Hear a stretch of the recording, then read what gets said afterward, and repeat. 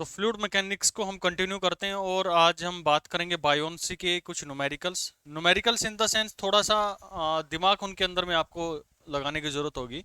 Numerical आज ज़्यादा नहीं होगा, वो मतलब मैथमेटिकल उसके अंदर में ज़्यादा चीज़ें नहीं होंगी, लेकिन जो कंसेप्ट आपने पढ़ा है उनके पॉइंट ऑफ व्यू से हमें आज के न्यूमेरिकल्स को सोल्व करना है। यानी कि ये कहूँ कि थोड़े बुद्धि वाले आपको जो क्वेश्चन आज करने को मिलेंगे। बेसिक कंसेप्ट हमारा वही रहेगा जो मैंने पिछली क्लास के अंदर में पढ़ाया था आपको कि बायोन्सी होती क्या है। बायोन्सी हमेशा जो भी वाटर डिस्प्लेस किया जाता है उसके सेंटर ऑफ मास पर लगती है, जो बॉडी है उसके सेंटर ऑफ मास पर नहीं लगती है। जो भी इस केस के अंदर में, जैसे मैंने यहां पर भी आपको समझाया था कि जो बॉडी ने वाटर डिस्प्लेस किया था उसके सेंटर पर लगती है। तो ये की पॉइंट आप अपने दिमाग के अंदर में रखेंगे तो आपका कोई भी क्वेश्चन यहाँ पर गलत नहीं होने वाला। एक ऐसा क्वेश्चन यहाँ पर मैं आप लोगों को करवाता हूँ, पहला ही क्वेश्चन जो कि आपने बहुत से कॉम्पिटिटिव एग्जाम्स के अंदर में देखा भी होगा और आपने रटा है, वो सिर्फ उसके पीछे क्या कंसेप्ट रहा है वो आपने सीखने की कोशिश नहीं करी है। क्वेश्चन ये है कि एक मेरे पास में कोई कंटेनर है और इस कंटेनर पे मैंने वाटर डाल दिया, भरा हुआ है वाटर, उसकी पर्टिकुलर कोई डेंसिटी होगी, और जो पानी यहाँ पर डाला गया है उसी पानी का मतलब सेम जो प्योर वाटर, अगर मैं इसकी बात करूं तो इसी प्योर वाटर की एक आइस बनाई गई है और उस आइस को इसके अंदर में डाल दिया गया है। यहाँ पर मैंने वो आइस इंसर्ट कर दी है, ठीक है भाई। यानी कि जो इसके अंदर में वाटर था उसी की आइस हमने बनाई है, कुछ अलग सा उसका प्योर आउट किया है और वहां से हमने इसको बना लिया है। अब जो आइस है उसकी डेंसिटी हमें कंफर्म है कि जो डेंसिटी ऑफ वाटर होती है और डेंसिटी ऑफ आइस होती है, तो density of water is greater than density of ice होती है। तो बॉडी क्या करेगी, यानी कि जो आइस है वो इसके ऊपर में फ्लोट करना शुरू कर देगी। ठीक है, इतना क्वेश्चन आप लोगों को समझ में आता है।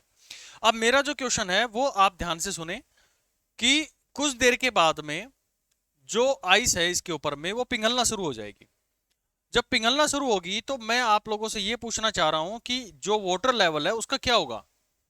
क्वेश्चन समझ रहे हो कि जो वाटर, जो आइस है वो पिघलना शुरू हो गई है, तो पिघलने के बाद में इस वाटर के लेवल का क्या वैल्यू होगा, मतलब क्या ये यहीं पर रहेगा, क्या कम हो जाएगा या फिर इससे ज्यादा हो जाएगा। तो मैं ऑप्शन आप लोग को दे देता हूं। पहला ऑप्शन है option one, that the water level will be increase. वो ऑप्शन नंबर टू है कि water level will be decrease. तीसरा ऑप्शन आप लोग के लिए कि रिमेन सेम। सबने इसको रट रखा है, कंसेप्ट समझेंगे आज हम लोग ना, काफी इंपॉर्टेंट क्वेश्चन है ये और इससे रिलेटेड तीन चार क्वेश्चन आज आपको देखने को मिलेंगे। फोर्थ हमारे पास में है depend depend on the size of cube. यानी कि जो क्यूब आपने डाली है यहाँ पर, जो आइस क्यूब यहाँ पर डाली है उसका जो साइज है उसके ऊपर में डिपेंड करेगा। तो सभी ने इसका आंसर दे दिया होगा, अगर नहीं दिया है तो पहले इसके पीछे के कंसेप्ट समझ लो। मान लेता हूं कि मैं थोड़ी सी आपको एक फील दिलाता हूं कि इसके अंदर में हो क्या रहा है। अब जो आइस थी इसके अंदर में, यहां पर हमने जो आइस डाल रखी है उस आइस को मैं मान लेता हूं कि ये वाटर लेवल ऐसे कैसे खाना बना लेता हूं मैं इसे। ऐसा मैंने कुछ टेक्सचर बना दिया है कि इस आइस को मैं यहां से निकाल लूं तो निकालने के बाद में कुछ वाटर का ऐसा स्ट्रक्चर बन जाएगा। यानी कि मैं आप लोग को ये दिखाना चाह रहा हूं कि यहाँ पर जब मैंने वाटर को यहाँ से निकाला तो कुछ ऐसी शेप बन गई होगी, मतलब आइस को मैंने यहाँ से बाहर निकाल लिया। तो मैं ये मान लेता हूँ कि इस जगह पर कोई भी वाटर नहीं है। अभी पेन ड्रॉप कर दो, समझ लो इसको ना, बाद में आप लोगों को टाइम मिलेगा पूरा इसको नोट डाउन करने का। अभी समझो इसके पीछे का कंसेप्ट। अब जो आइस मैंने यहां से ली है इसका कितना वॉल्यूम जो था वो डिस्प्ले, मतलब इसके अंदर में डूबा हुआ था, ये इतना वॉल्यूम इसका डूबा हुआ था। तो इतने वॉल्यूम ने पानी को डिस्प्लेस किया। भाई जितना वॉल्यूम यहां पर डूब गया है मतलब इतना वॉल्यूम उसने डिस्प्लेस किया हुआ था। तो जो वाटर यहां पर डिस्प्लेस हुआ है और जो आइस यहां पर मेरे पास में थी, अगर मैं इस आइस को पिघलाकर, मतलब इसका जो आइस का क्यूब था इसको मैं यहां से बाहर निकाल लेता हूं, बाहर निकालकर किसी कंटेनर में इसको मैं पिघला लेता हूं, पिघल गई है, मेल्ट हो गई है, और इस पानी को मैं इसके अंदर में प्योर आउट करता हूं, जो खाना बना हुआ है ना उसके अंदर मैं प्योर आउट करता हूं। तो अब आप लोग खुद बताएंगे कि मैं इसके अंदर में प्योर आउट करूं, अगर ये पहले भर जाएगा, जो पानी यहां पर बना हुआ है उससे पहले भर जाएगा, तो आप कहेंगे जी इसका वॉल्यूम जो है, मतलब इसका जो लेवल है वो क्या हो गया, डिक्रीज हो गया। क्योंकि ये वॉल्यूम इतना था तो ये अपने आप को सम अप करके एक पर्टिकुलर लेवल बना लेगा, क्योंकि वाटर तो जो होता है वो उसकी शेप एंड साइज ले लेता है। मैंने सिर्फ समझाने के लिए क्या कि मान लेते कि ऐसी कोई स्ट्रक्चर बनी हुई होगी उसकी, है तो वहां पर आइस, लेकिन हमारे अजम्पशन में ऐसा किया गया ताकि मैं आपको थोड़ा और डेप्थ के अंदर में फील के साथ में समझा सकूं। तो ये हमने देखा कि इतना पानी हो गया, तो आप कहेंगे इस केस के अंदर में वॉल्यूम क्या हो गया, डिक्रीज हो गया। लेकिन जो यहां पर प्योर आउट करी गई है, पूरा आइस जो आपने पिघलाया इसके अंदर में, जो आइस क्यूब था आपका, वो पूरा आइस क्यूब आपने इसके अंदर में पिघला दिया है। और इसको अगर आप इसके अंदर में डालें और ये बिल्कुल इसी लेवल पर मेंटेन कर जाए, यानी कि जो ये था इसी के बराबर में आ जाए, तो आप कहेंगे जी वॉल्यूम जो है, मतलब जो इसका लेवल है, वो हमारे पास में क्या रहेगा, सेम रहेगा। लेकिन अगर जो वॉल्यूम आप इसके अंदर प्योर आउट कर रहे हैं ये इससे ऊपर चला जाता है जो आपके पास में था, तो वाटर का लेवल क्या हो जाएगा, ऑटोमेटिकली इंक्रीज हो जाएगा। यानी कि तीन सिनेरियो हमारे पास में बन रहे हैं, और वो तीन सिनेरियो इस बेसिस पे डिफाइन कर रहे हैं कि हमने जो आइस यहां पर ली हुई है, ये जो आइस का टुकड़ा मेरे पास में था, इसको जब मैं पिघलाऊंगा यानी कि मेल्ट करूंगा, और मेल्ट करने के बाद में इस खांचे के अंदर में डालूंगा, जो यहां पर मैंने डब्बा बना हुआ है इसके अंदर में डालूंगा, तो क्या वो उससे पहले ही भर जाएगा, यानी कि खत्म हो जाएगी ये पानी, या उसके बराबर जाकर खत्म होगा उस डब्बे का पानी, या फिर उससे ऊपर लेवल तक भी वो पानी जा सकता है। तो ये तीन सिनेरियो हमारे पास में हुए हैं। तो आप यहां पर समझने की कोशिश करो कि जो वाटर यहां पर डिस्प्लेस हुआ था, यानी कि जितना वाटर यहां पर डिस्प्लेस हुआ था, ये वाटर हमने डिस्प्लेस दिया था। अगर मुझे लेवल को सेम रखना है, तो जो प्योर आउट हुआ है मेरे पास में वो, और जो यहां पर लेवल बना हुआ था, यानी कि जो डिस्प्लेस करने के बाद में मेरा पानी था, डिस्प्लेस जो वाटर हुआ था, अगर दोनों का वॉल्यूम हमारे पास में सेम आ जाता है, तो आप कहेंगे कि लेवल हमारे पास में क्या हो गया, सेम हो गया। चलो इस चीज को और थोड़ा सा डेप्थ के अंदर में समझते हैं कि हमने माना कि जो हमारे पास में आइस थी, जब ये आइस इसके अंदर में आपने डाल दी है, ये इतने लेवल के अंदर में नीचे नीचे डूब गई है, तो इस वाटर ने, मतलब इस ब्लॉक ने इतने वाटर को डिस्प्लेस किया। इसका 3D के अंदर में देखोगे तो 3D में कुछ ऐसा बन रहा होगा, ये पीछे भी जाएगा। तो जो पूरा मेरे पास में आइस का ब्लॉक था, उसका वेट होगा, भाई पानी के अंदर में मैंने छोड़ दिया तो अर्थ उसको अपनी तरफ में खींच रही होगी, तो उसका वेट कितना आएगा, यानी कि rho of the ice into में वी टोटल, जो पूरा आइस है, भाई पूरा आइस का जो क्यूब था उसी का तो मैं वॉल्यूम लूंगा ना, उस पूरे का वेट मैं कंसीडर करूंगा। तो volume total of the ice into में जी, ये क्या हो गया, ये आता है हमारे पास में वेट किसका, आइस क्यूब का। अब इस वेट को बैलेंस करवाना है, अगर ये वेट बैलेंस नहीं होता तो क्या हो जाता है, नीचे की साइड में चला जाता है ये। तो इसके वेट को बैलेंस कौन करवा रहा है, अब ऐसा तो है नहीं कि पूरा आइस का क्यूब डूब गया, उसका कुछ हिस्सा यहां पर डूबा है और कुछ हिस्सा यहां पर डूबा है, तो कंफर्म है कि वहां पर कुछ ना कुछ वाटर को डिस्प्लेस किया गया है।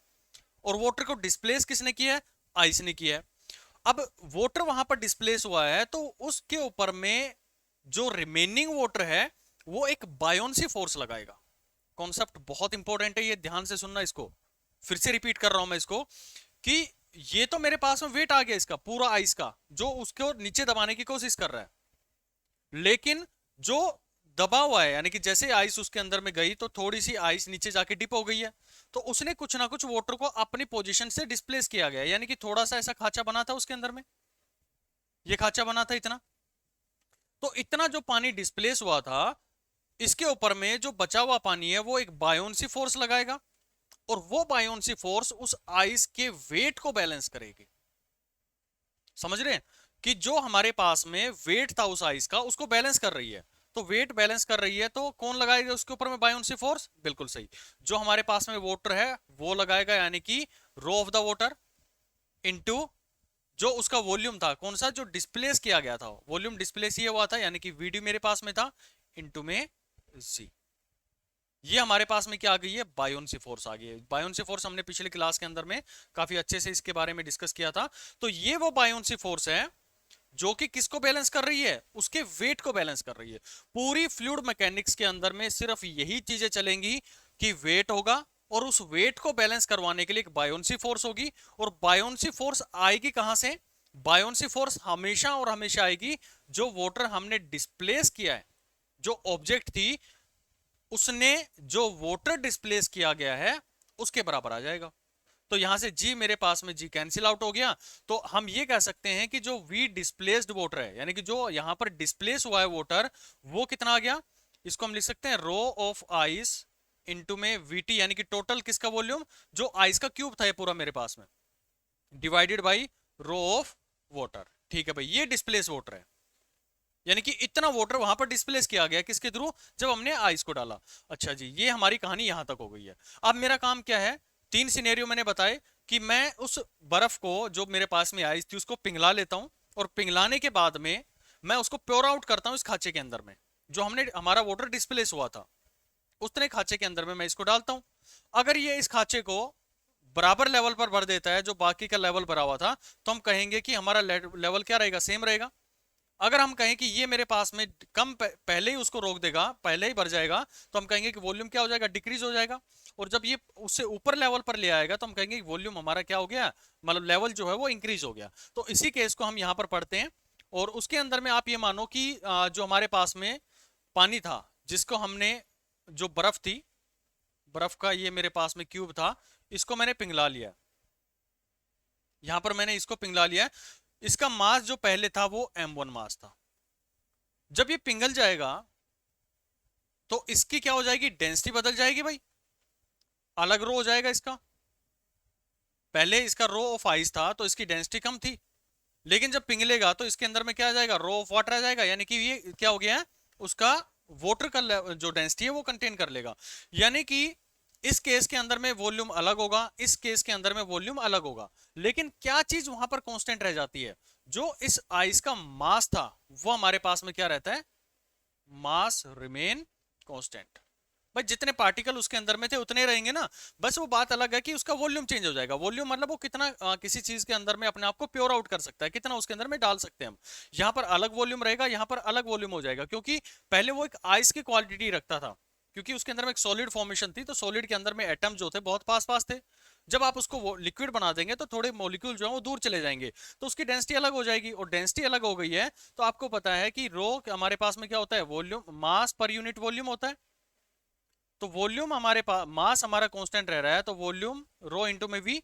अगर डेंसिटी हमारे पास में बढ़ रही है तो वॉल्यूम कम हो जाएगा।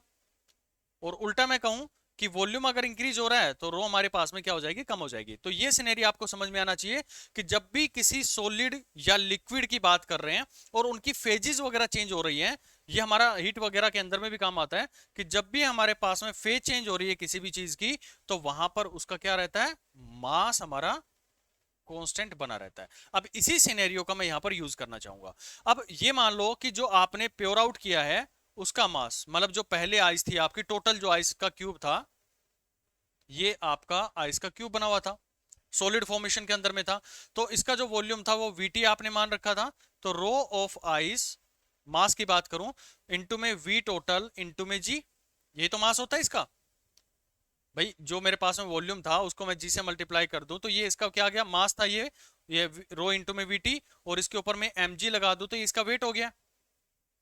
ठीक है, उसी तरह से अगर यहां पर बात करें, क्योंकि जी हमारे पास में है तो दोनों साइड में हम यूज करेंगे, तो मैं चाहूं तो इसको मैं रिमूव भी कर सकता हूं, उसके मास को मैं यहां पर सेम मान के चलूंगा। तो दूसरी साइड आप देखोगे जब इसको आपने लिक्विड बना दिया है, यहां पर लिक्विड बन गया है, तब इसकी वॉल्यूम क्या हो गई है, हम इसका वॉल्यूम मान लेते हैं वी न्यू। अलग वॉल्यूम बन जाएगा भाई उसका, क्योंकि अलग उसकी क्या हो गई है, डेंसिटी हो गई। और कौन सी डेंसिटी आ जाएगी उसकी, वाटर की डेंसिटी आ जाएगी। तो इस टाइम पे उसका वॉल्यूम कितना होगा, वी न्यू इंटू में रो ऑफ डब्ल्यू, मतलब वाटर वाला वॉल्यूम आ गया, डेंसिटी आ गई हमारे पास में। तो मैं ये कहूं कि वी न्यू, यानी कि जो आपने नया वी बनाया है, जो आपने इसका बर्फ को पिघला के और ये जो आइस बनाई है, मतलब बर्फ को पिघला के जो पानी बनाया है, उसका वॉल्यूम कितना होगा, रो ऑफ आइस इंटू में VT divided by rho of water. अब देखो, अब जाते हैं पहले अपने कॉन्सेप्ट के ऊपर में। देखो छोटा सा कॉन्सेप्ट था, लेकिन बहुत ही बारीकी के साथ में आपको समझना जरूरी था ये, क्योंकि आगे इसका मैं एक दो क्वेश्चंस के अंदर में और यूज लूंगा, जो आपके प्रीवियस ईयर पेपर के अंदर में क्वेश्चन आए हुए थे, वहां से रिलेट करूंगा। कंसेप्ट है, कंसेप्ट के बाद में क्वेश्चंस को हम बहुत अच्छे से डील कर पाएंगे, आप चुटकियों के अंदर में उन क्वेश्चंस को उड़ा देंगे। देखो यहां पर मैंने आपको बताया था कि अगर ये जो डिस्प्लेस वाटर हुआ है, ये जो मैंने वाटर डिस्प्लेस किया है यहां पर, अगर ये डिस्प्लेस वाटर पहले भर जाता है तो डिक्रीज हो जाएगा, बाद में बढ़ता है मतलब उससे ऊपर लेवल पर आ जाता है तो वो डिक्रीज हो जाएगा, और अगर सेम लेवल पर रहता है तो आप कहेंगे कि वाटर का लेवल हमारे पास में सेम हो गया। तो मैंने पहले सिनेरियो के अंदर में ये निकाला कि जब बर्फ को टुकड़े को मैंने उसके अंदर में रखा तो उसने कितना वाटर डिस्प्लेस किया। ठीक है भाई, तो मैंने यहां से निकाला कि वीडी इतना वाटर उसने डिस्प्लेस किया। ठीक है, अब जो बर्फ थी उसको मैं पिघला के इसके अंदर में प्योर आउट कर रहा हूं, तो उसका जो वॉल्यूम आया अभी मेरे पास में, वो वॉल्यूम कितना बना था भाई, वो बना है V new that will be equal to rho of ice into में VT divided by rho of water. अरे ये क्या हो गया भाई, इसके अंदर में जो डिस्प्लेस वाटर था वही हमारे पास में न्यू वॉल्यूम बन के आ रहा है। यानी कि जब बर्फ को पिघलाया आपने तो उसका भी वॉल्यूम वही है जो डिस्प्लेस किया जा रहा है। अगर दोनों मेरे पास में सेम है तो कौन सा सिनेरियो आ गया मेरे पास में, सेम लेवल पे। यानी कि जितना वॉल्यूम आपने डिस्प्लेस किया है तो ये बर्फ पिघलाने के बाद में आप इसके अंदर में जो इंसर्ट करेंगे वो सेम वॉल्यूम होगा जितना आपने डिस्प्लेस किया है। तो ये बर्फ अगर पिघल जाएगी, ये मैंने सिनेरियो लिया है, बर्फ धीरे धीरे पिघलेगी, लेकिन मैंने थोड़ा सा बाहर उसका ये खांचा बनाकर उसको भरने की कोशिश करी है ताकि एक फील आप लोगों को आ सके। तो आप अब यहां पर खुद बता सकते हैं कि वॉल्यूम इसके अंदर में सेम, मतलब जो लेवल है वो सेम रहेगा या चेंज हो जाएगा। तो आंसर इज वॉल्यूम, जो लेवल है वो हमारे पास में क्या रहेगा, सेम बना रहेगा। क्योंकि जितना वाटर मैंने डिस्प्लेस किया है ना, जो इतना यहां पर वॉल्यूम जो था इसका वो डिस्प्लेस कर रहा है पानी को। अगर ये पानी यहां पर पिघलता रहा तो जितना वाटर यहां पर डिस्प्लेस हुआ था ये आइस जब पिघलेगी तो इतना ही वॉल्यूम यहां पर डेवलप करेगी वो। और वो हमें कैसे पता लगा, ये पूरा जो सिनेरियो यहां पर हमने पढ़ी है ना राम कथा, इसके पीछे यही था कि जो हमारे पास में नया वॉल्यूम जनरेट होकर आएगा वो कैसे आएगा। उसके लिए हमने क्या एक कॉन्सेप्ट याद रखा था कि हमेशा जब भी फेज का चेंज आ रहा है तो वहां पर मास हमारा कांस्टेंट रहता है, क्योंकि डेंसिटी तो चेंज होती रहेगी। लिक्विड के लिए अलग डेंसिटी हो जाएगी, वाटर के लिए अलग अलग डेंसिटी हो जाएगी, आइस के लिए अलग डेंसिटी हो जाएगी। तो डेंसिटी चेंज हो रही है तो वहां पर वॉल्यूम भी अलग आ जाएगा, V1 V2 कुछ भी आ सकता है उसके अंदर में, लेकिन मास वहां पर क्या रहता है, कांस्टेंट रहता है। तो आगे से कोई भी आप लोगों से पूछे कि अगर मैंने बर्फ को पानी के अंदर में डाला है तो वाटर का लेवल जो है वो इंक्रीज होगा या फिर डिक्रीज होगा, तो आप इजिली इसका आंसर दे सकते हैं कि वॉल्यूम ऑलवेज रिमेन कांस्टेंट। आपके इंटरव्यू वगैरह के अंदर में क्वेश्चन काफी बार पूछा जाता है। ठीक है, और कॉन्सेप्ट क्या है वो आप लोग बहुत बेहतरीन तरीके से अभी समझ गए होंगे। चलो एक मैं प्रीवियस ईयर एग्जाम का क्वेश्चन लेता हूं, अब वो आपको चुटकियों में उड़ा दोगे उसके उस क्वेश्चन को। बच्चों के लेवल का क्वेश्चन है, हालांकि बहुत बड़े एग्जाम का क्वेश्चन है वैसे तो ये, लेकिन थोड़ा सा इसके अंदर में जो दिमाग लगाना था वो अभी जो कंसेप्ट मैंने आपको दिया है उसी के थ्रू लगाना है। अच्छा, ये चीज तो क्लैरिटी है ना आप लोगों को कि जो भी पूरी फ्लूइड मैकेनिक्स के अंदर में, जो भी स्टैटिक फ्लूइड मैकेनिक्स की बात कर रहा हूं अभी मैं, जो भी हमारे पास में वेट होगा, वेट मतलब जो भी बॉडी आपने रखी है वो mg वेट रखती है। जब पानी के अंदर में या फ्लूइड के अंदर में रखेंगे, इस सिनेरियो को समझते चलो, जब भी आप इसको किसी वाटर के अंदर में रखेंगे तो वो वाटर का कुछ पार्ट वहां पर क्या करेगा, डिस्प्लेस करेगा।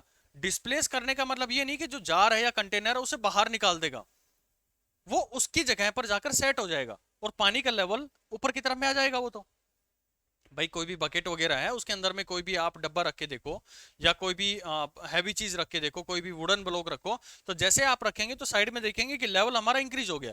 तो जितना हिस्सा उसने लिया है ना उसको हम वाटर डिस्प्लेसमेंट बोलते हैं। बहुत से लोग तो ये समझते हैं कि वाटर डिस्प्लेसमेंट का मतलब है कि पानी कंटेनर से बाहर आ गया। ये मिसकंसेप्शन आप अपने दिमाग से निकाल दो। उसका मतलब है डिस्प्लेस, उसकी जगह पे जितना वॉल्यूम वो वाटर उस पोजीशन पर ले रहा था, यानी कि इतनी पोजीशन पर अगर मेरे पास में वाटर था, यहां पर पानी भरा हुआ था, अगर मैं 3D के अंदर में देखूं तो जब मैंने इसका जो मैंने इनिशियली भी आपको बताया था कि पानी का गोला है यहां पर, और मैं इस पानी के गोले को निकाल लेता हूं तो यहां पर खाली जगह बच गई है, और इस खाली जगह पर मैं कोई नई ऑब्जेक्ट को प्लेस कर रहा हूं, तो वो हमारे पास में वाटर डिस्प्लेसमेंट होता है। तो जब भी कोई ऑब्जेक्ट का वेट आप डालेंगे, मतलब mg उसके अंदर में डालेंगे, तो ये क्या करेगा, उसको डिस्प्लेस करेगा, और डिस्प्लेस करने के बाद में वो या तो नीचे जाके बैठ जाएगा या फिर फ्लोट करेगा। अब हमारे लिए काफी इंटरेस्टिंग चीज जब आ जाती है जब वो ऑब्जेक्ट हमारे लिए क्या करना शुरू कर जाती है, फ्लोट करना शुरू कर जाती है। और जब फ्लोट करना शुरू करती है तो हमें ये देखना होता है कि उसको बैलेंस करने के लिए, यानी कि फ्लोट करवाने के लिए कौन सी फोर्स लग रही है। अब ये फोर्स कौन सी लगेगी, ये हमेशा एक बायोन्सी फोर्स लगेगी। और ये बायोन्सी फोर्स आएगी कहां से, जो भी वाटर उस ऑब्जेक्ट ने डिस्प्लेस किया है, जो ऑब्जेक्ट ने डिस्प्लेस किया है, यानी कि उसका जितना वाटर के अंदर में पार्ट डूबा होगा, जितना उसका मास वॉल्यूम डूबा होगा, उतना ही तो डिस्प्लेस कर सकती है वो। तो वहां से हमारे लिए बायोन्सी फोर्स आ जाएगी। तो हमें पूरी स्टैटिक इसके अंदर में, फ्लूइड के अंदर में बायोन्सी को हमेशा उसके वेट के बराबर में बैलेंस करते रहना है, और आपका आंसर आपके सामने होगा। चलो एक क्वेश्चन यहां पर करते हैं, काफी अच्छा क्वेश्चन है ये। उसमें क्या किया गिवन था क्वेश्चन के अंदर में कि एक मेरे पास में कोई कंटेनर है, पानी भरा हुआ है इसके अंदर में, ये पानी भर दिया हमने इसके अंदर में, और इस पर एक वुडन ब्लॉक फ्लोट कर रहा है। यहां पर वुडन ब्लॉक हमारा फ्लोट कर रहा है, पूरा नहीं डूबा है वो, कुछ हिस्सा उसका डूबा है। और इसके ऊपर में एक कॉइन रखा हुआ है, ये कॉइन रखा हुआ है, ये इनिशियली हमारे पास में गिवन है।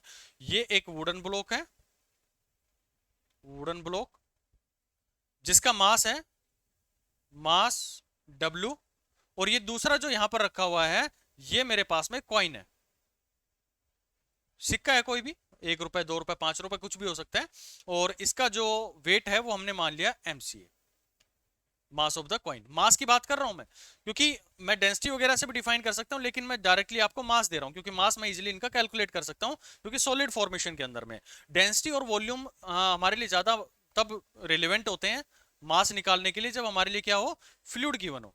जब फ्लूइड हमारे पास में आता है, 1 मिनट, जब फ्लूइड हमारे पास में आता है तो हमारे लिए उसका डेंसिटी और वॉल्यूम, ये दो चीज होना बहुत जरूरी है, ताकि हम इजीली उसका मास कैलकुलेट कर सकें। तो डिफरेंट डिफरेंट ऑब्जेक्ट्स के हिसाब से हमें अपनी कैलकुलेशंस को करना होता है। अब क्योंकि ये ऑब्जेक्ट अपने आप में सॉलिड ऑब्जेक्ट है, तो मैंने इसका डायरेक्टली मास दे दिया है। वुडन का भी मैं इजीली रखूंगा किसी वेइंग मशीन के ऊपर में, और मैं उसका मास आप लोग को बता दूंगा इजीली। ठीक है, अब देखो सिनेरियो सुनो कि ये इनिशियल कंडीशन थी। अब ये जो कॉइन है ना, इस कॉइन को यहां से उठाकर, इस ब्लॉक से उठाकर नीचे डाल दिया, नीचे चला गया पानी के अंदर में, हमने इसको डाल दिया। तो क्वेश्चन ये था कि बताओ कि जब ये कॉइन को हमने नीचे डाल दिया है, तो जो इसका लेवल है वाटर का, वाटर लेवल है, उसके साथ में क्या होगा? क्या वो इंक्रीज करेगा, पहला ऑप्शन, क्या वो डिक्रीज करेगा, सेकंड ऑप्शन, तीसरा ऑप्शन रिमेन सेम।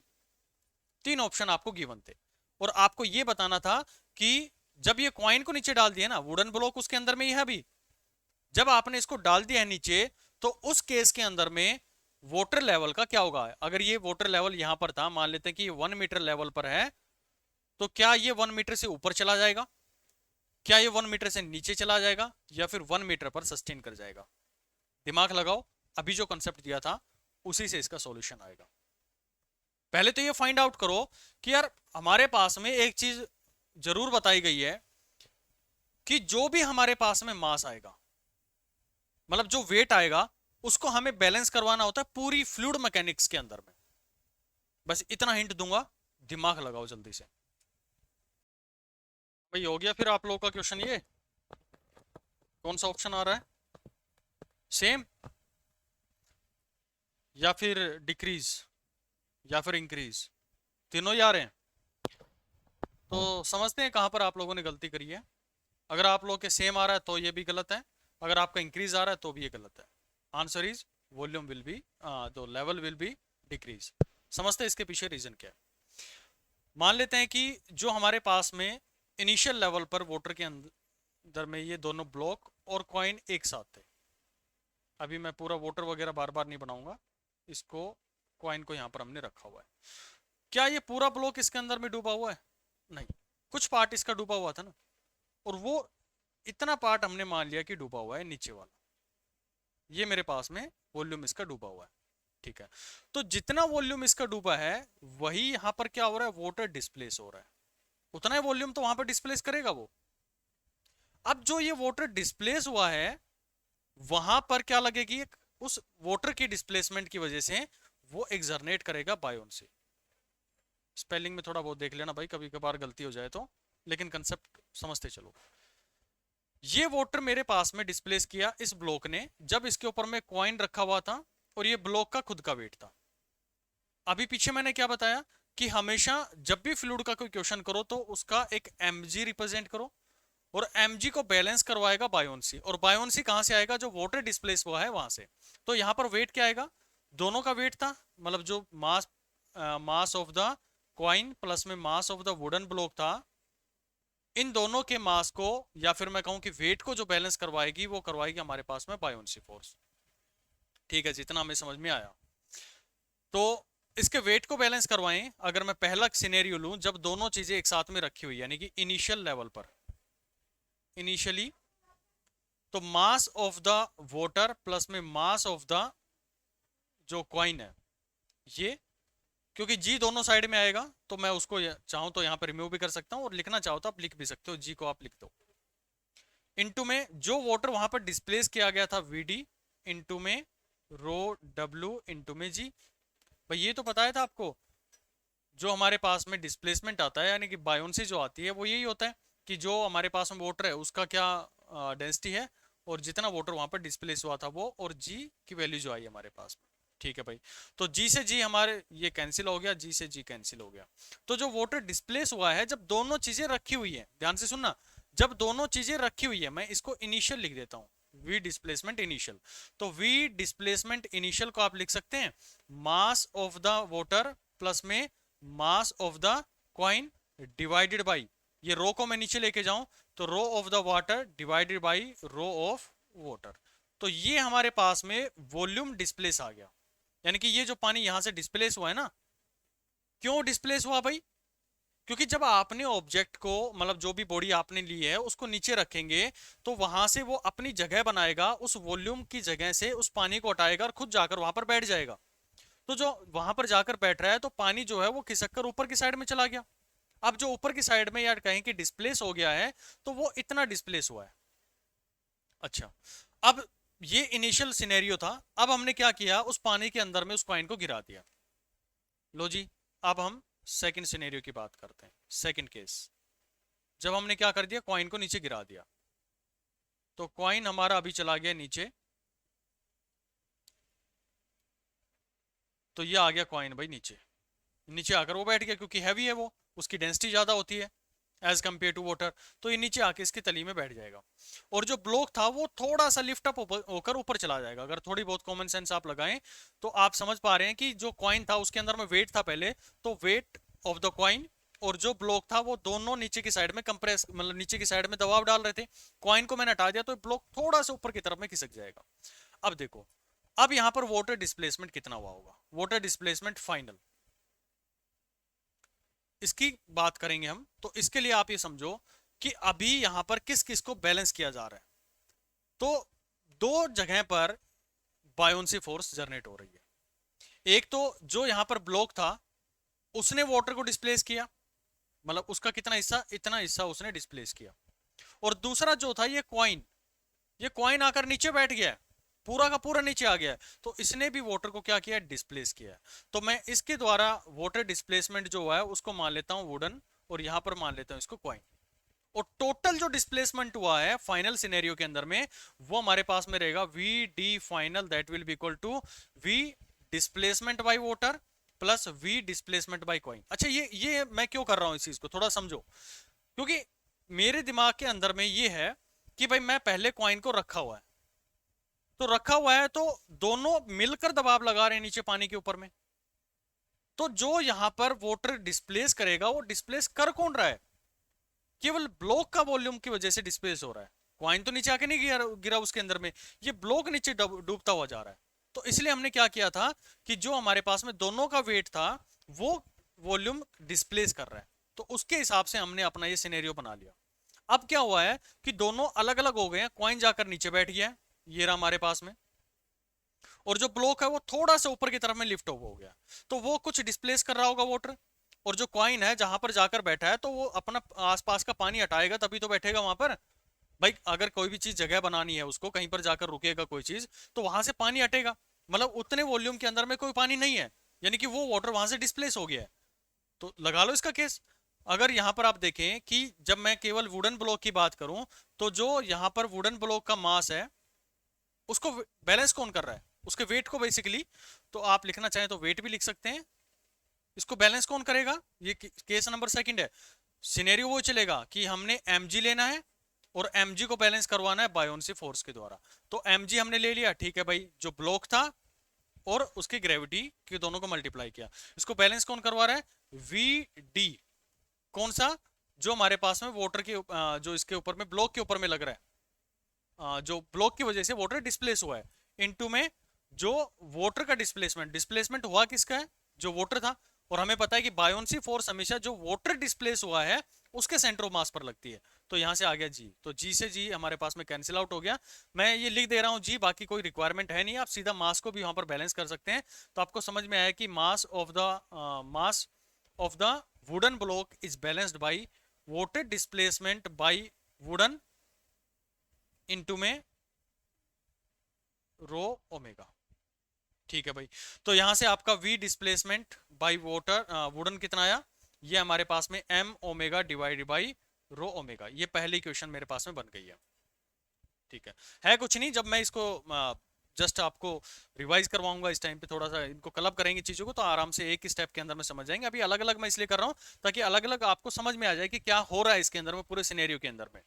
वरना आंसर तो आप रटना चाहे तो सीधा आंसर है कि भाई डिक्रीज हो जाएगा, लेकिन उसके पीछे रीजन तो समझो। जरूरी थोड़ी ना हमेशा वो कॉइन ही देगा। अभी देखना अगले क्वेश्चन के अंदर में मैं एक आइस का क्यूब लूंगा और उसके अंदर में एक पिन डाल दूंगा, सुई डाल दूंगा, तब बताना क्या होगा उसका।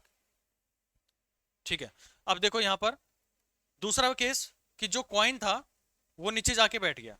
अलग अलग केसेस को देख रहे हैं, यहाँ पर मैं वुडन ब्लॉक की बात कर रहा था, इसके अंदर में ये वुडन ब्लॉक था जो इसने डिस्प्लेस किया था। ये कितना डिस्प्लेस हुआ, वी डी डब्ल्यू हुआ था। और ये जब कॉइन नीचे जाके बैठा है तो इसने वी डी कॉइन इतना वाटर वहां पर डिस्प्लेस किया, तो इसका मास कितना होगा, M of the coin into में जी, इसको बैलेंस करवाएगा वी डी कॉइन इंटू में रो ओमेगा इंटू में जी, जी से दोनों साइड में कैंसिल आउट हो जाएगा, तो आप लिखेंगे V D C that will be equal to M C divide by rho omega. ये हमारे पास में नहीं नहीं नहीं, ये इसका ओमेगा नहीं आएगा यहाँ पर, ये कॉइन आएगा। किसका हुआ है ये, किसके द्वारा हुआ है ये, यहाँ पर कॉइन का आएगा ना, क्योंकि जो हमारे पास में डिस्प्लेस हुआ है ये वाटर, एक्चुअली जो डेंसिटी जिसकी ज़्यादा है, वाटर की है या फिर हमारे पास में कॉइन की ज़्यादा है, तो हम उसकी वजह से लेंगे क्योंकि वो नीचे आकर बैठ गया है, तो ये कॉइन की हमारे पास में डेंसिटी हमें यूज करनी है। ठीक है, अगर ऊपर फ्लोट कर रहा होता तो हमने वाटर को डिस्प्लेस किया है, यहाँ पर कॉइन हमारे पास में नीचे आ गया, वाटर को जरूर डिस्प्लेस किया उसने, लेकिन उसकी हैवी डेंसिटी है तो नीचे उसके सरफेस के ऊपर में बैठ गया। फ्लोट कर रहे होते हैं तो हमारे पास में उसका रो ओमेगा लेते हैं, तो टोटल जो डिस्प्लेसमेंट हुआ है वी डी, जो टोटल आया हमारे पास में फाइनल, इसको आप लिख सकते हैं कि इसका और इसका कॉम्बिनेशन। तो यहां पर हमारे पास आएगा mass of the wooden block divided by rho of the water plus mass of the coin divide by rho of the coin, तो ये हमारे पास में फाइनल बन गया। अच्छा, अब देखो इसका वॉल्यूम जो डिस्प्लेस हुआ, इनिशियली दोनों के नीचे हमारे ओमेगा आ रहा था, मतलब जो वाटर था उसकी डेंसिटी आ रही थी, लेकिन इस सिनेरियो में आप देख रहे हैं कि इसके नीचे कॉइन की डेंसिटी आ रही है, तो कॉइन की डेंसिटी वो ग्रेटर देन होती है एज कंपेयर टू वाटर, तो ये पूरा सिनेरियो क्या हो गया हमारे पास में, डिक्रीज हो गया, क्योंकि ये वैल्यू हमारे पास में इंक्रीज हो गई है, तो एम सी बाई रो सी वो क्या हो जाएगा, डिक्रीज हो जाएगा। अगर ये डिक्रीज हो गया तो ये मेरे पास में वीडीएफ है वो भी क्या हो जाएगा, डिक्रीज हो जाएगा, क्योंकि ओवरऑल हमारे पास में इंपैक्ट किसके ऊपर में जाना है, इसके ऊपर में जाना है। इनिशियली उसकी लेवल ये बना रहना चाहिए था एम ओमेगा रो ओमेगा, मतलब water M C divide by rho water बना रहना चाहिए था, लेकिन जब वो कॉइन नीचे जाकर बैठ जाता है उस तली के ऊपर में, तो वहां पर उसकी डेंसिटी हैवियर होने के कारण हम उसकी डेंसिटी यूज करते हैं, उतना वाटर उसने डिस्प्लेस कर दिया। तो ये जो सिनेरियो बना, इसके नीचे आ गया सी, और ये सी आने से ये हो गया डिक्रीज पूरा फैक्टर, ये फैक्टर मेरे पास में कम हो गया, तो ये भी इसके ऊपर में भी वैल्यू जो है वो डिक्रीज होना शुरू हो जाएगी, क्योंकि ये फैक्टर हमारा डिक्रीजिंग ऑर्डर की तरफ में जा रहा है। तो आप ये कहेंगे कि वॉल्यूम जो लेवल है हमारे पास वाटर का या जो भी आपने फ्लूइड लिया है वो क्या हो जाता है, डिक्रीज हो जाता है। ठीक है, अब नेक्स्ट क्वेश्चन देखो, ये दोबारा समझाऊं क्या मैं, आई होप आप लोग कर लेंगे इसको, नहीं आया तो एक बार दोबारा से क्विक रिवीजन करवा देता हूं मैं। इनिशियली दोनों का आपको कंसिडर करना है इनिशियल लेवल के ऊपर में, कि जो वाटर जो वुडन ब्लॉक है और कॉइन है दोनों एक साथ रखे हुए हैं, तब वहां पर उसका जो वेट लग रहा है उसको बैलेंस कौन करवाएगा, उसको बैलेंस करवाने के लिए जो बायोन्सी फोर्स आ रही है वो वी डी इंटू में रो ओमेगा इंटू में जी आ रही है। लेकिन जब मैंने सेकंड केस लिया, कॉइन को मैंने रिमूव कर दिया, तो बायोन्सी फोर्स किसके ऊपर में लग रही है, बायोन्सी का मतलब है कि वो उसको फ्लोट करवाने के लिए रिस्पॉन्सिबल है, तो बायोन्सी तो केवल यहां पर लग रही है ना, इस कॉइन पे तो बायोन्सी लग नहीं पाई, वो तो नीचे आके बैठ गया क्योंकि हैवियर थी उसकी डेंसिटी, तो नीचे आके बैठ गया, तो कोई बायोन्सी नहीं है। बायोन्सी का मेन मोटिव आप ये भी बोल सकते हैं कि बायोन्सी ट्राइज टू फ्लोट, या फिर उसको बैलेंस करने के काम आती है, नीचे ना जाकर बैठे वो, बेसिकली प्रेशर डिफरेंस होता है दोनों के बीच में, या फिर कहें कि जो फोर्सेस का डिफरेंस होता है वो मेंटेन करके रखना होता है, तब बायोन्सी लगती है। आगे जब सबमरीन वगैरह वाले क्वेश्चन देखेंगे तो वहां पर आपको और अच्छे से समझ में आ जाएगा।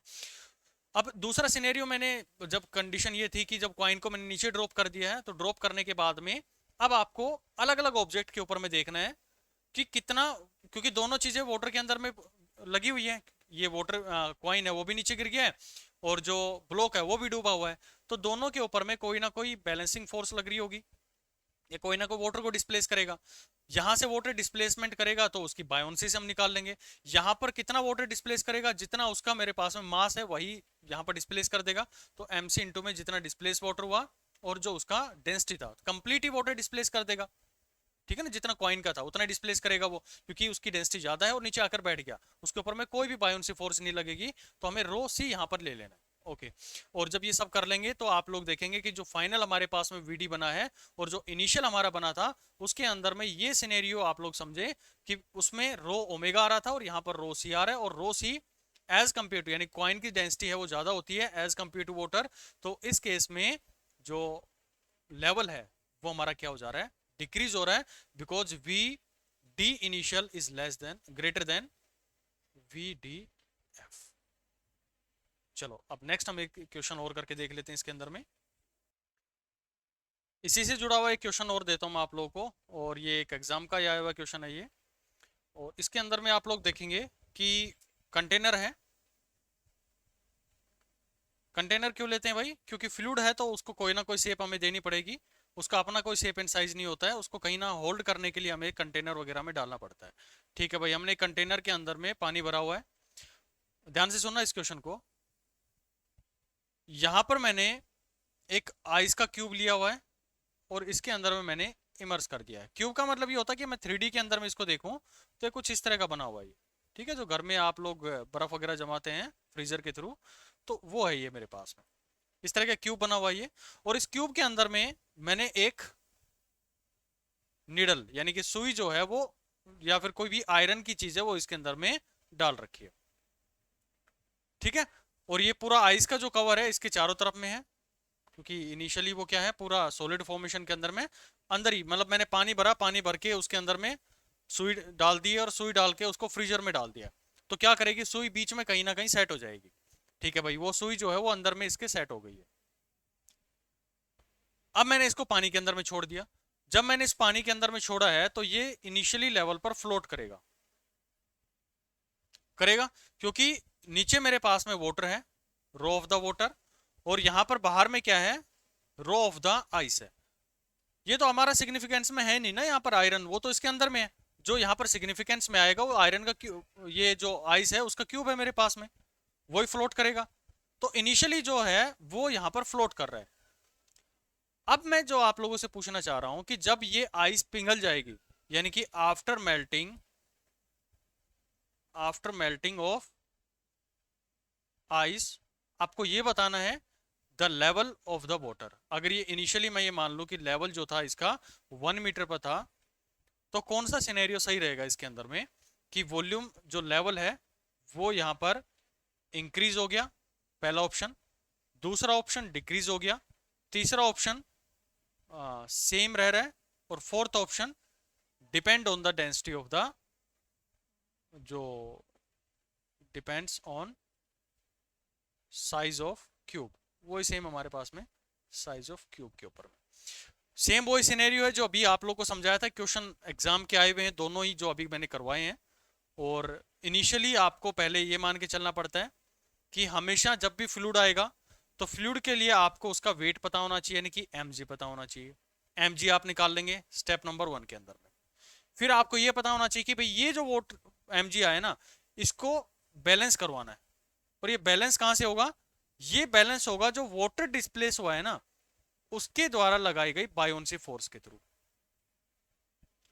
अब क्योंकि बर्फ और जो आयरन है वो दोनों एक ही बनी हुई है, तो यहां पर आप लिखेंगे आइस प्लस में जो हमारे पास में कॉइन है या फिर जो भी है इसके अंदर में डाला हुआ आयरन वगैरह डाला हुआ है वो।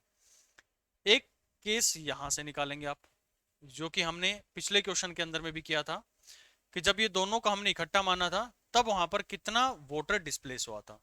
अब जब पानी पिघल जाएगा, मतलब जो बर्फ है वो पिघल जाएगी, सॉरी। तो जब बर्फ पिघलेगी तो उसकी वजह से तो वॉल्यूम के अंदर में कोई चेंज नहीं आएगा। ये हमने अभी पहले ही देखा था, थोड़ी देर पहले भी, क्योंकि जब आइस पिघल रही है तो जितना वाटर डिस्प्लेस हुआ है उतना ही वाटर यहाँ पर जो फ्लूइड था वो प्योर आउट कर देगा, जो आइस के थ्रू आ जाएगा। तो आइस के डलने से कोई भी वाटर लेवल के अंदर में चेंज नहीं आएगा वो पिघलने के बाद। लेकिन चेंज किसकी वजह से आ सकता है? जो आयरन थी उसकी वजह से आ सकता है। तो अब आपको यही बताना है कि वॉल्यूम जो है वो इंक्रीज होगा, डिक्रीज होगा, या फिर सेम रहेगा, क्योंकि उसके बाद में ये जो नीडल है वो नीचे आके इसके सरफेस पे गिर जाएगी। तो ये बन गया हमारा वैसा ही क्वेश्चन जो हम अब तक कर रहे थे। तो लगाना इसके ऊपर में दिमाग और आंसर बताना मेरे को। चलो अब कुछ प्रैक्टिकल चीजें हम बात कर लेते हैं। सबमरीन को लेकर बात करता हूं मैं, लास्ट टॉपिक रहेगा। नेक्स्ट लेक्चर के अंदर में हम इसके मैथमेटिकल न्यूमेरिकल्स करेंगे। ये थोड़े थोड़े ना आपके दिमाग लगाने वाले क्वेश्चन है, जो कि आपको बायोन्सी से काफी फेमिलियर कर देंगे। और अब जो क्वेश्चन आएगा तो बायोन्सी से मानो कि जो भी अभी तक आपने कॉन्सेप्ट पढ़े हैं वो सारे क्लियर हो जाएंगे इस सबमरीन वाले क्वेश्चन के थ्रू। चलो देखते हैं कैसे हमें इसकी अप्रोच करनी है और क्या बेसिक कंसेप्ट होता है इन सब चीजों के पीछे। अब ये सबमरीन वाले जो हमारे पास में टाइप होते हैं इनको थोड़ा सा समझना जरूरी है, क्योंकि मैक्सिमम इससे आपके कंसेप्ट क्लियर होते चलेंगे।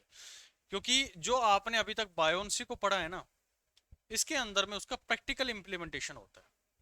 और ये इंटरव्यूअर का एक बहुत फेवरेट क्वेश्चन होता है सबमरीन्स को लेके, कि कभी भी सबमरीन जो होती है ना, आप सी देखेंगे, कोई भी समुद्र वगैरह देखेंगे, तो सबमरीन होती कहाँ पर है? सबमरीन हमेशा पानी के अंदर में चलती है, यानी कि इनसाइड द वाटर रहती है ये। तो क्वेश्चन जो पूछा जाता है वो ये कहता है कि मान लेते हैं कि ये बड़ा सा सी है, तो कोई भी सबमरीन जो है उसको ये रिकमेंड क्यों नहीं किया जाता कि वो बॉटम ऑफ द सी यानी कि सी बेड पर जाकर रेस्ट करे? क्योंकि जो समुद्र वगैरह होते हैं वो लगभग 3 से 5 हजार के फीट के अराउंड हमारे इंडिया के अंदर में जो भी है, मतलब जो चारों तरफ में है, तो 3 से 5 हजार फीट की डेप्थ में होते हैं। तो कभी भी इनको ये नहीं कहा जाता कि भाई आप सी बेड पर जाकर, मतलब नीचे सरफेस के ऊपर में जाके रेस्ट करो, क्योंकि अगर ये वहां पर चले जाएंगे तो इनका वहां से वापसी आना नामुमकिन है। आखिर क्या रीजन है इसके पीछे? और फ्लूइड की बड़ी खूबसूरत चीज यहाँ पर हमें देखने को मिलती है। तो मैं कहता हूँ फ्लूइड इतना इंटरेस्टिंग टॉपिक है ना कि आपको बस एक कॉन्सेप्ट ये समझ में आना चाहिए कि भाई कोई भी चीज को आप पानी के अंदर में डालेंगे तो उसके वेट को बैलेंस करवाना है, अगर फ्लोट करवाना है तो। और वेट आपका बैलेंस हो गया तो समझ लो कि ऑब्जेक्ट हमारी उसके अंदर में फ्लोट करेगी। और बैलेंस करवाने के लिए कौन सी फोर्स हमारे रेस्पॉन्सिबल होती है? बायोन्स फोर्स। और बायोन्सी फोर्स आएगी कहां से? जो भी वाटर वहां पर डिस्प्लेस हुआ है। बस ये अगर आपके दिमाग में क्लैरिटी है तो ये समझ लो कि फ्लूइड का कोई भी क्वेश्चन, स्टैटिक फ्लूइड का कोई भी गलत नहीं होगा आप लोगों का। चलो देखते हैं इसके पीछे भी क्या रीजन होता है। मान लेते हैं कि हमारे पास में कोई कंटेनर से मैं एक शुरुआत करूंगा। न्यूमेरिकल वैल्यू तो कुछ भी दे दूंगा, बेसिक कॉन्सेप्ट आप समझो इसका भाई। मैं बार बार ऐसा क्यों बोलता हूँ कि कॉन्सेप्ट समझना चाहिए आप लोगों को? क्योंकि फिजिक्स जो होती है ना वो कॉन्सेप्ट से आती है। कभी भी आपको हजारों न्यूमेरिकल कर लोगे ना, कभी भी फिजिक्स नहीं आएगी। आपने कहा जी मैं एच सी वर्मा कर लेता हूँ। देखो आज थोड़ा सा और बात कर लेता हूँ मैं बुक्स को लेके। बहुत से लोगों को एम्बिग्यूटी है कि क्या बुक हमें फॉलो करनी चाहिए अपनी प्रिपरेशन के लिए। बहुत से लोग फॉलो कर रहे हैं एच सी वर्मा, बहुत से लोग एस एल अरोरा, बहुत से लोग प्रदीप की बुक है वो फॉलो कर रहे हैं, बहुत से लोग फिंगरप्रिंट पता नहीं कौन सी बुक आती है, फिंगर टिप करके कुछ आती है, उसको फॉलो कर रहे हैं। भाई मेरे को ये बताओ, क्या आप किस लेवल की प्रिपरेशन कर रहे हैं?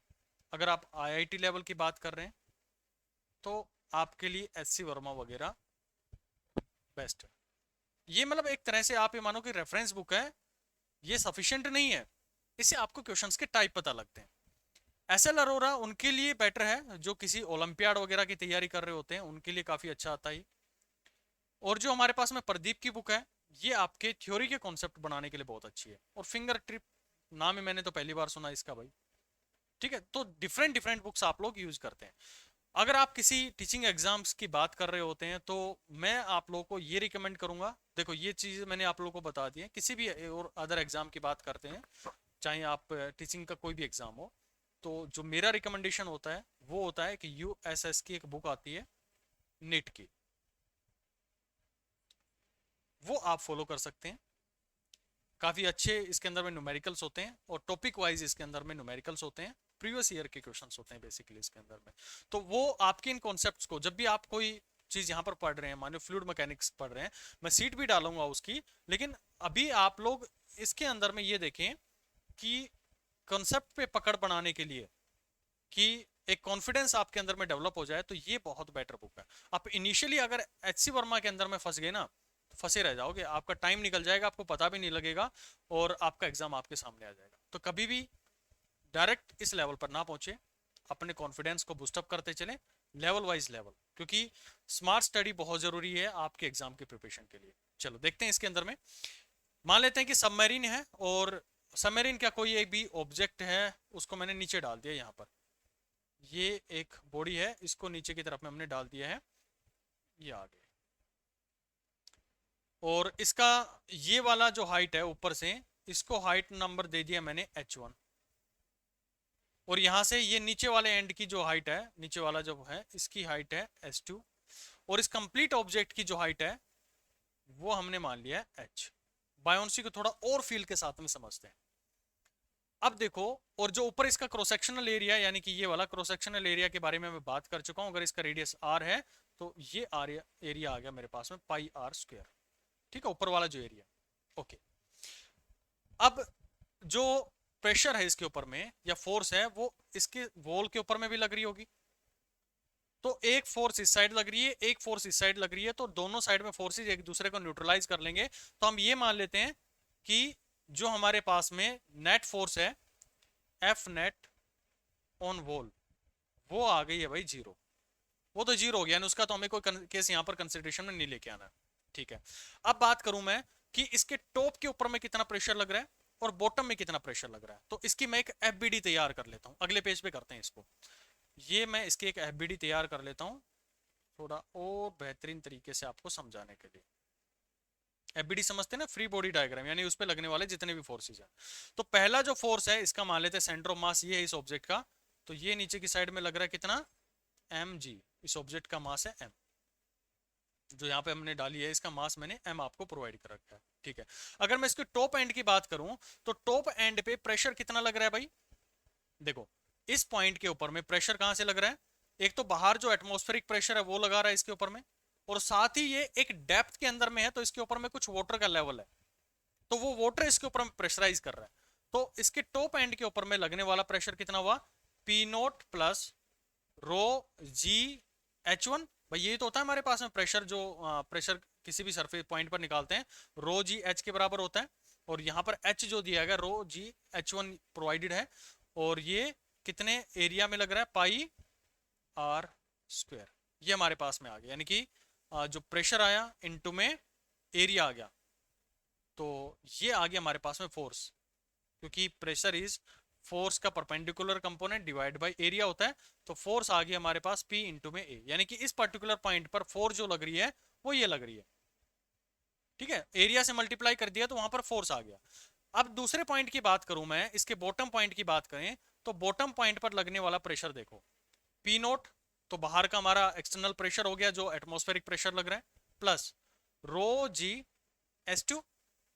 S2 क्यों भाई, क्योंकि ये S2 हाइट पर डेप्थ में नीचे है, तो S2 हाइट की डेप्थ में नीचे है, तो ये हो गया, और इनटू में एरिया, क्योंकि क्रॉस सेक्शनल एरिया हमारे पास में सेम है, सिमेट्रिक बॉडी ली हुई है, तो पाई आर स्क्वायर आ गया। यानी कि ये हमारी फोर्स जो है वो टॉप एंड पे है, ये जो फोर्स लग रही है ये लग रही है बॉटम एंड पर। अब सुनो, क्या ये ऑब्जेक्ट नीचे की साइड में डूब रही है, नहीं डूब रही है। क्यों नहीं डूब रही, क्योंकि इसके ऊपर में एक बायोन्सी फोर्स लग रही है। तो बायोन्सी फोर्स आखिर बैलेंस किसको कर रही है, तो जो इसका वेट था ना भाई, जो इसका वेट था उसको बैलेंस करने के लिए एक बायोन्सी फोर्स आ रही है।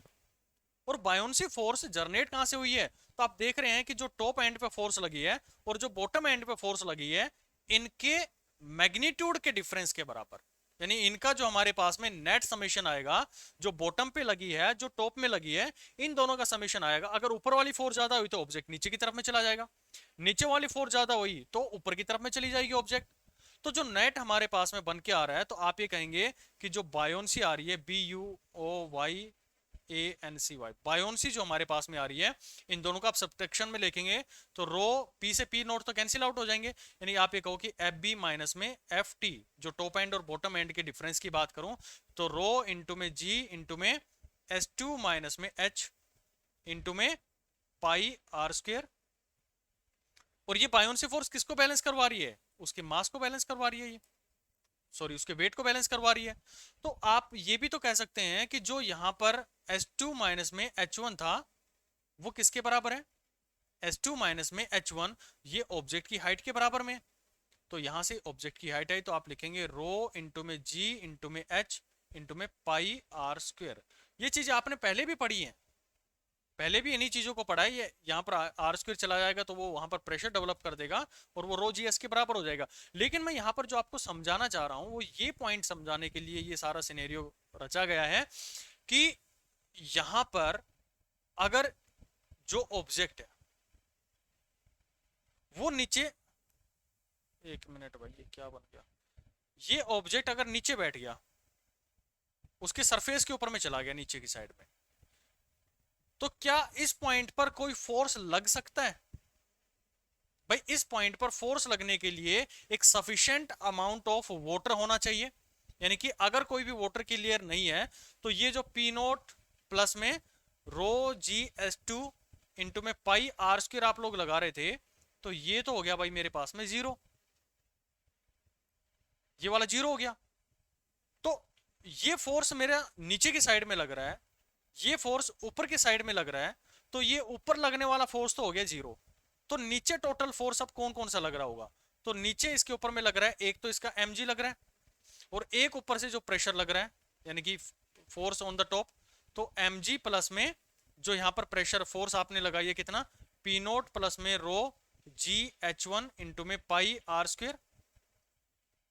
तो ये इतना वेट मेरे पास में उस बॉडी के ऊपर में नीचे की साइड में लग रहा होगा। अब मुझे अगर इसको लिफ्ट अप करना है इस ऑब्जेक्ट को, तो यहां पर क्या करना पड़ेगा, इतना बैलेंस, इतने मास को ऊपर उठाना पड़ेगा। और क्योंकि समुद्र के अंदर में जो एच हाइट होती है, यानी कि ये जो डेप्थ की बात कर रहा हूं, नीचे चला जाएगा और 3000 4000 5000 मीटर फीट तक नीचे चला जाएगा, तो ये जो वैल्यू है वो 3000 से 5000 वैल्यू तक वेरी करती है समुद्र के अंदर में। तो सबमरीन मान लो आपकी नीचे की साइड में जाके बैठ गई, इस पॉइंट पर बैठ गया, तो नीचे कोई भी सफिशिएंट लेयर ऑफ वाटर नहीं है, और सफिशिएंट वाटर लेयर नहीं होने के कारण में कोई नीचे से फोर्स इसके ऊपर में जनरेट नहीं होगा। तो यही बायोन्सी की एक बड़ी खूबसूरती है कि अगर बायोन्सी लगनी है तो उसके नीचे एक डिसेंट लेयर ऑफ वाटर होना बहुत जरूरी है, क्योंकि वो नहीं होगा तो आप यहां से समझ पा रहे हैं कि ये जो यहां पर रचा गया है ना इतना खेल, ये नहीं लग पाएगा जो बॉटम से होगा। क्योंकि ये लगने के लिए ये वाटर की लेयर का होना जरूरी है, और यही तो इसके ऊपर में ऊपर बायोन्ट करेगा। ठीक है उड़ गए तोते, इसको दोबारा से देख लेना, अच्छा कॉन्सेप्ट है ये।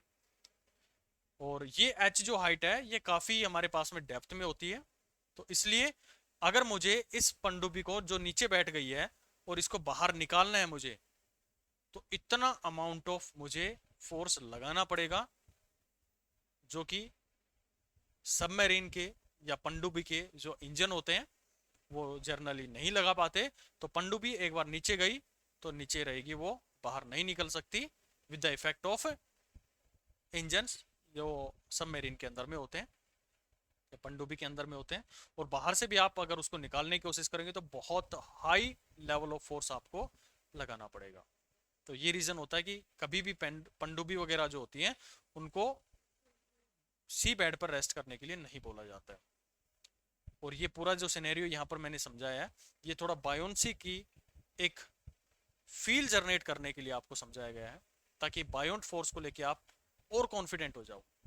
ओवर कॉन्फिडेंट नहीं, और कॉन्फिडेंट, यानी कि मोर कॉन्फिडेंट हो जाओ चीजों को लेके। तो पूरे फ्लूइड में अभी तक जो हमने न्यूमेरिकल्स देखे हैं उसमें हमारी पूरी कहानी इन्हीं चीजों से चली है कि कोई भी ऑब्जेक्ट को आप लेंगे उसका होगा एक mg। अब ये बॉडी के दो सिनेरियो हैं, या तो ये फ्लोट करेगी या फिर ये नीचे क्या कर जाएगी, उसकी डेप्थ में चली जाएगी, नीचे की तरफ में चला जाएगा। ये फ्लोट नहीं करेगी या फिर फ्लोट करेगी, डेप्थ में सेट हो जाएगी वो, या फिर वो डूब जाएगी हम ये बोले तो।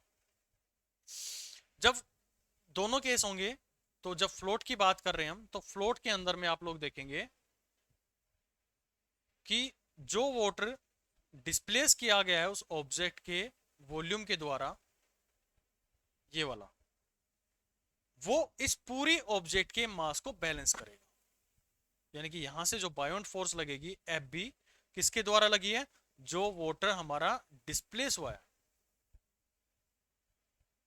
वो लगाएगा किसके ऊपर में, to balance mg of the object.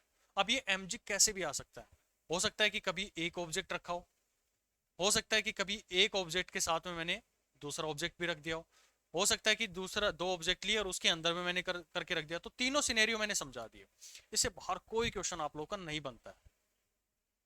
और ऐसे तो आप कितने भी इसके अंदर में डिजाइन कर लो, लेकिन जो स्टैंडर्ड न्यूमेरिकल्स होते हैं वो इनसे बाहर नहीं बनते हैं। तो स्टैटिक हमारा जो है, वो जो आपके दिमाग लगाने वाले क्वेश्चंस थे वो आज खत्म हुए हैं।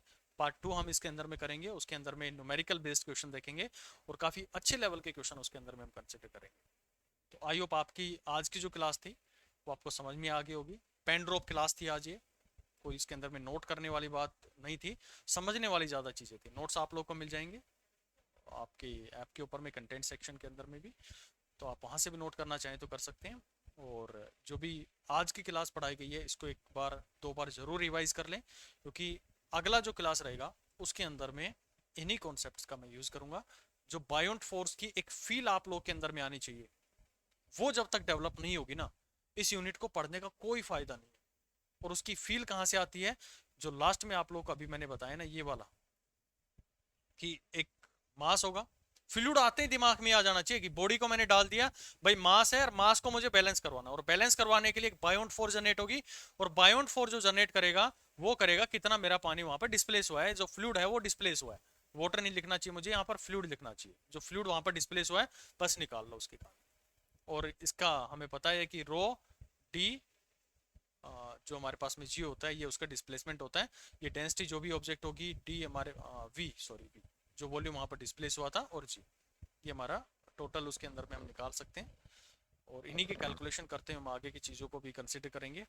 और इसी के साथ में आज की क्लास को हम खत्म करते हैं, मिलते हैं फिर नेक्स्ट लेक्चर में। Thank you so much.